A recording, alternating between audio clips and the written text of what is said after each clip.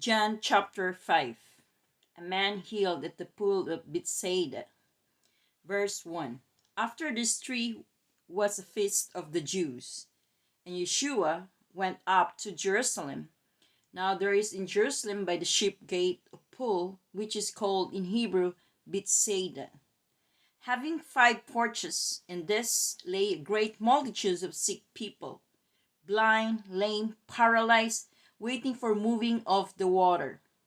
For an angel went down on a certain time into the pool and stirred up the water. Then whenever step is in first, after the stirring of the water, was made well of whatever disease he had. Now a certain man was there, and who had an infirmity 38 years. When Yeshua Jesus saw him lying there, and knew that he already had been in that condition a long time, he said to him, "Do you want to be made well?" The sick man answered him, "Sir, I have no man to put me into the pool when the water stirred up, but while I am coming, another steps down before me." And Yeshua said to him, "Rise, take up your bed and walk." And immediately the man was made well, took up his bed and walked. And that day was the Sabbath. And the Jews therefore said to him, who was cured, "It is Sabbath. It is not lawful for you to carry your bed." He answered them, "He who had made me well said to me, Take up your bed and walk." Then they asked him, "Who is the man you said to you, Take up your bed and walk?" But the one who was healed did not know who it was, for Yeshua Jesus had withdrawn, a multitude being in that place. Afterward Yeshua Jesus found him in the temple, and said to him, "See, you have been made well. Sin no more, lest the worst things come upon you." And the man departed and told to the Jews that it was Yeshua Jesus who had made him well. Honor the Father and the Son. Verse 16.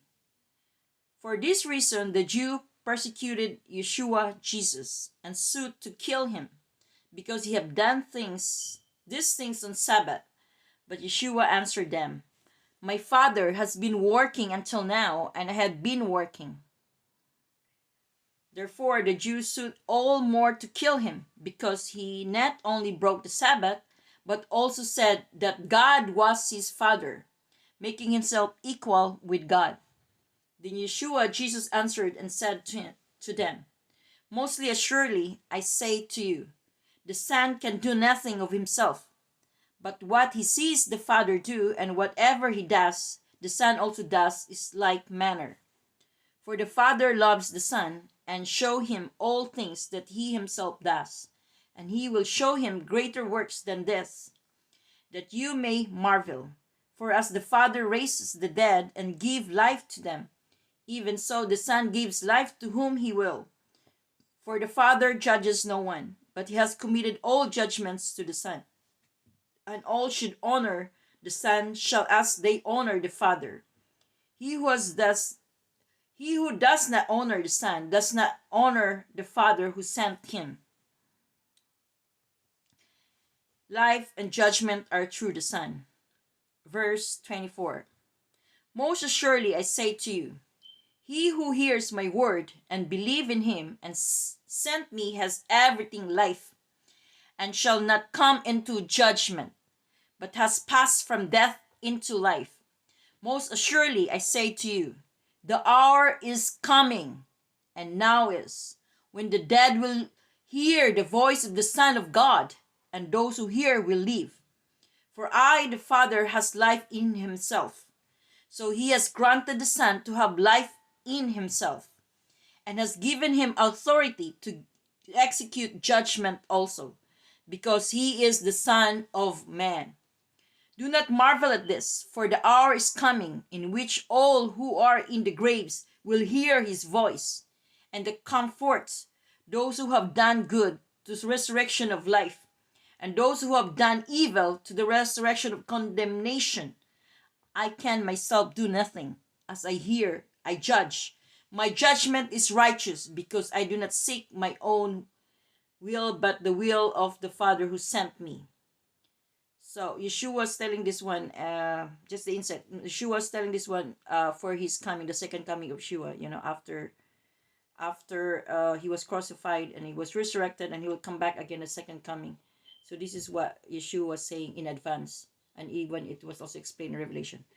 Okay, the fourfold witness, verse 31. If I bear witness of myself, my witness is not true. There is another who bears witness of me. I know that the witness which he witnesses of me is true. You have sent to John, and he has borne witness to the truth. Yet I do not receive testimony from man, but I say these things that you may be saved.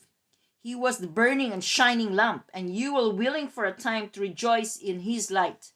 But I have a greater witness than John's, for the works which the Father has given me to finish. The very works that I do bear witness of me. The Father has sent me, and the Father himself who sent me has testified of me.